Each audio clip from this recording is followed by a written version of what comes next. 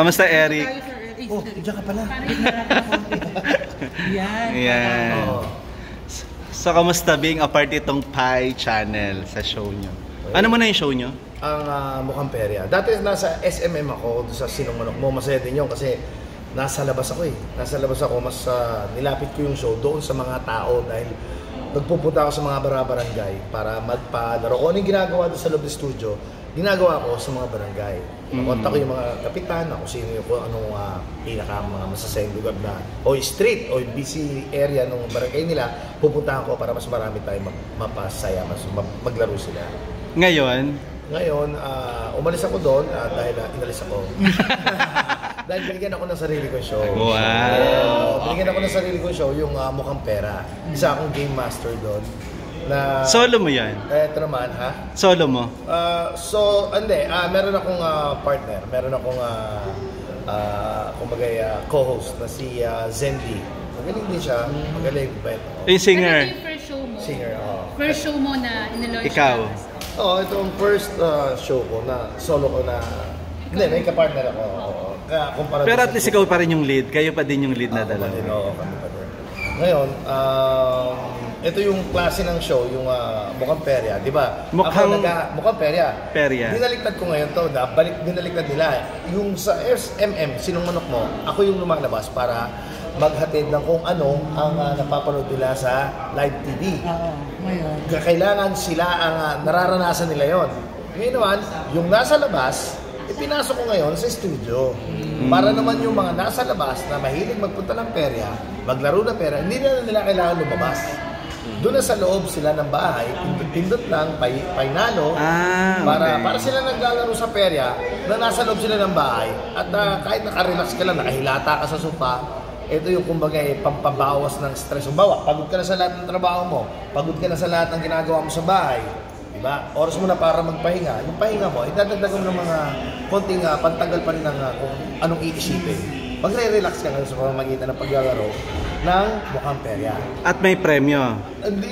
Hindi lang premyo, wala kang puhunan. Kundi, pumindot ka lang, yun lang. Sabihin natin ang premyo ng Mukhang Perya ay para hindi mo maihahalin tulad sa mga kung ano yung napapanalunan sa ibang game shows. Diba? Maliit lang ang napapanalunan, pero kung iipunin mo, katulad ng ibang nangyayari, ilang beses, 3 beses na siya, alam mo naman yung nanalo siya ng 700. Halos magkasunod na araw, 700, hindi masama. Diba? Maliit, pero mas malaking chance mo na. Eric, sunod-sunod na yung pag-host mo sa mga game show. Ikaw na daw ang susunod na game show master. Papalitan mo na daw si Luis. Kung yan ang mga ganyan, napakasarap pakinggan. Napakahirap sumakay sa pangyayari pag ganyan dahil iba ang Luis eh. Iba ang Luis, iba yung Robby Domingo, iba yung mga yan. Bukod sa pag-usapan natin yung itsura, iba talaga ako. Iba ang layo ko sa dalawa. Pero doon sa ako on processing pa rin, on pag-aaral pa rin ako na kung ano yung ginagawa nila, na galing nila, na nilalabas nila para sa tao, sa viewers, pinag-aaralan ko para, kumbaga, wala pa ako doon. Wala pa ako doon sa galing nila. Pero malapit na. Sana. Makapantay man lang ako, masarap na sa piling ko yan. Diba? Nagiging busy ka sa mga game show ngayon. Ano yung acting as a pamilya? Ano nang pinagkakaroon? Oo, yun nga kasi di ba nandun ako sa Happy Together kay John Lloyd. Ngayon, nagkakaroon ng conflict. Kasi nakailang alis ako, 7 beses yata akong umalis doon, out of the country. So yung character ko ron, hindi maalagaan. Naintindihan ko naman sila nung kinausap nila ako. Pero sabi naman nila, babalik ka naman. Kaya lang kung tapusin mo muna lahat ng mga ginagawa mo sa labas. Kasi hindi naman natin makakaila na iba naman yung kinikita doon sa out of the country shows. Doon sa regular. Pero iba naman yung meron kang regular, di ba? Kaya lang nag-conflict. Siyempre, sa panahon ngayon, lalo na galing tayo sa pandemya, mas bibigyan mo ng importansya yung mas malaking kinikita mo. At sana naintindihan naman nila. At naintindihan nila. So mukhang perya talaga. Mukhang perya. Perya, ha? Mukhang perya. Mukhang perya. Ba't di ba nag-end na yung show nyo with John? Yes, nag-end na. Pero as of Direct Edgar Bobot Mortiz, gagawa siya ng isa pa na bago na kung ano yung... kasi taas na yung ratings na, diba? Halos yun ang bumabandera sa kabila, sa GMA. Pero ngayon nawala na, siguro merong konting conflict o baka merong bagong projects o merong ano. Lahat naman maayos naman eh. Wala namang nagkasamaan o naghiwalay naman ng maayos. Actually, nag-Vietnam pa yata sila o nag-usap pa pumunta bago mangyari yan. Gagawa si Direk Bobot ng isa pa na kung ano yung ina-expect ng tao doon sa nauna na minahal nila, baka ganun din o mas pagandahin pa. Kamusta katrabaho si John Lloyd? Para nung pagbabalik ni John Lloyd, ikaw una agad ang naalala niyang isama dun sa show. Oo, unang-una ako, pero katulad ng ito, kung nanonood man si Lloyd, pasensya ka na Lloyd, sana maintindihan mo. Kasi nangyari na rin sa Home Sweet Home na lagi akong wala, kaya nawala rin ako. Kasi pasensya ka na Lloyd at sana maintindihan mo na meron din ako mga pinagkakagastusan. Mahal ko yung show. Pag ako nagmahal ng show at ng network, todo kita nyo hanggang ngayon, andito pa rin ako sa network na to. Wala naman kayong issue ni John Lloyd? Wala. Mabait si Lloyd. Mabait si John Lloyd. Pero nasabi mo yan sa kanya, personally, yung sorry na hindi ka hindi ko na nasabi kasi nga nahiya na rin ako na sa kanila na nanggaling yung pahinga ka muna Kuya Eric kasi mayroon ka, actually bago nga nasabihin niya, mayroon pang mga makasunod eh. So mahihirapan na naman ako magpaalam. Di ba? Mahihirapan na naman ako magpaalam. Kaya mas maganda na yung nauna na sila. Hindi ka naman na-offend doon? Hindi ako na-offend kasi dapat nga magpasalamat ako dahil sinama nila ako sa show. At naintindihan ko naman, walang dahilan para ma-offend ako dahil naintindihan ko may katwiran sila at may dahilan. Pwede nila akong tanggalin nang walang dahilan, yun na nakaka-offend. Pero after that, hindi na kayo nagkausap ni John Lloyd? Text na nagkakamustahan kami at okay naman, kinakamusta rin niya ako, naiintindihan naman niya, good luck sa lahat, sabi niya, good luck din sa lahat, sabi ko. Mabait naman si Lloyd, mabait. Malaki ang, mabait si Lloyd noong araw, mas lalong mabait siya ngayon. So, aside from the game show, aside from out-of-town shows, ano pa yung projects na nakaline up for you? Lalo na sa Kapamilya Network, meron ba? Oo. Alam mo naman ang Kapamilya Network, alam mo naman ang Star Magic. Andiyan dyan yung laging bigla-bigla, meron na namang out of the country. At paborito nila ako eh. Maraming salamat. Maraming salamat Star Magic. At Niel, Provinciano, Kila Coco, maraming salamat at pinagkakatiwalaan nila yung kakayahan ko bilang host. Kasi ako pag nag-host naman ako, ayoko nang may dabog. Gusto ko, feel mo yung audience, feel mo yung trabaho mo para mas mag-jive, may interaction.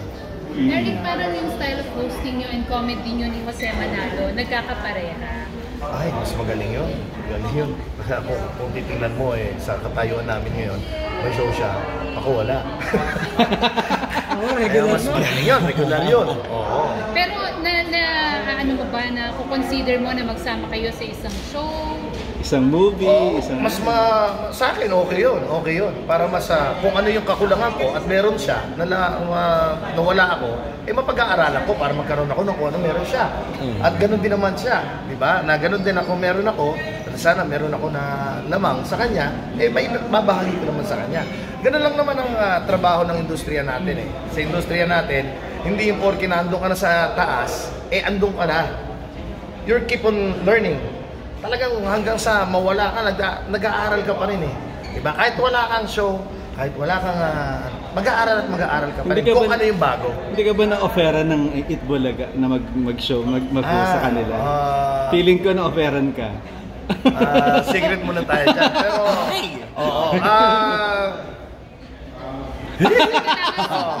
Bakit kailangan secret? Hindi kasi baka ayoko naman kasi magbitaw ng na-offeran ako dahil yung tao na yun hindi ko sigurado kung pikit naman siya ron sa grupo na yun, pero hindi ko masasabi na baka hearsay din o ano. Saan Itbulaga ito? Yung 7, Itbulaga na 7. Yun na nga, di ba? Yun na sa GMA 7. Hindi ko naman alam na baka totoo o hindi totoo. Kaya hearsay lang.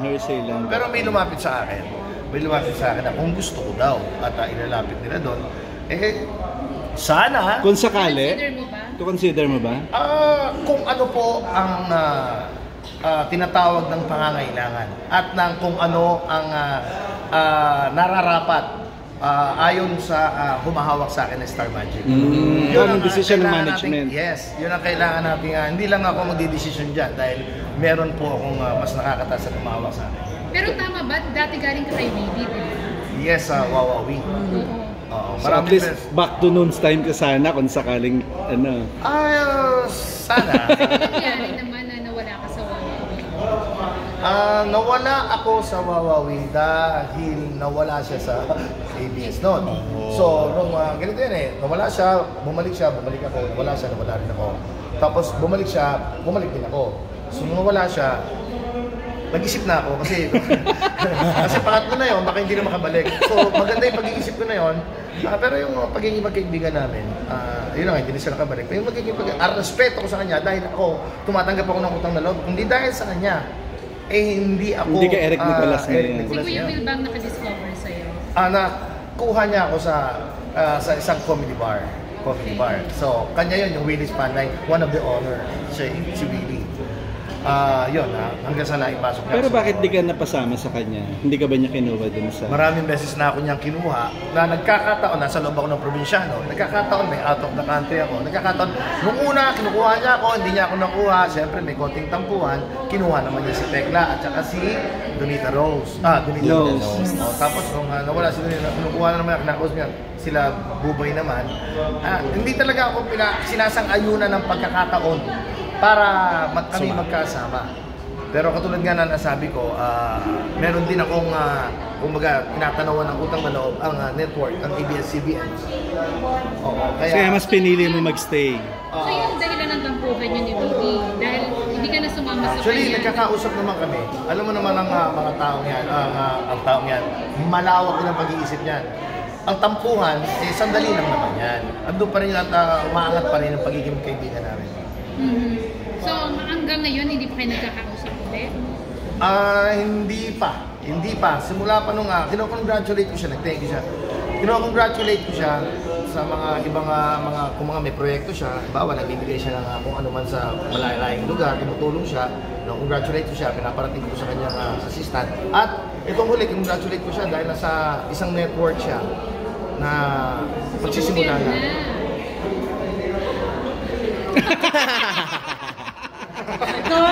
Okay. Kung sakali ba? Paano yan? Meron ka show sa Pi Channel. Kung ano kanya ulit, hindi mo na naman matatanggap. Yung para lang di maintindihan. Hindi naman.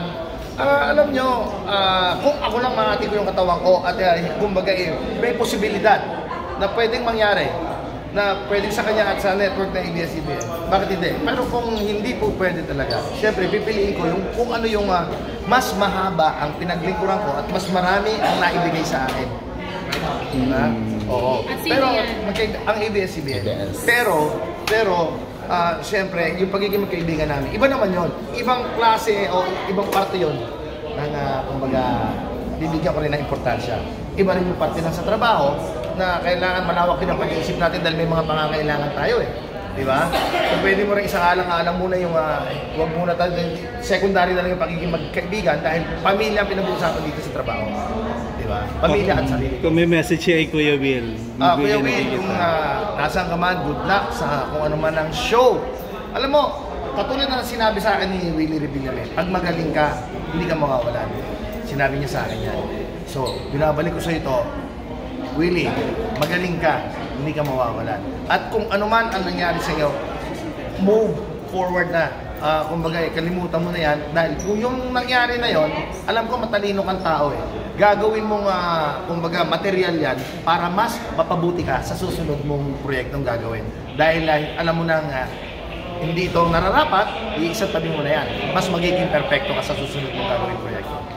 Okay. So please invite them sa iyong mukhang perya. Mga katropay kasi yan Mga katropay, iniimbitahan po namin kayo na panoorin po. Sabihin na natin malayo po ang papremyo namin kung ikukumpara sa ibang shows. Malayo po. Pero yung saya, hindi ko kami magpapahuli. So pagsasamahin namin yung saya at papremyong tatanggapin po ninyo. Pangako po yan. Ang Mukhang Perya, hindi lang ang Mukhang Perya. Sa Pi Channel, marami yan. You're the Boss, SMM, marami pang iba. Pagsasama-samahin po namin yan, pagtutulong-tulungan namin yan para mas marami po ang mapasaya. Ang Mukhang Perya po ay perya po yan na ipinasok po sa mga tahanan ninyo. Ay, mga kinahiligan natin. Ito po ay hindi po sugal. Ito po ang klase ng pupusta po kayo nang wala kayong puhunan. Kundi ang cellphone at pindot lang. Sasaya po kayo, magkakapera kayo na nasa loob na kayo ng bahay. Mukhang Perya po.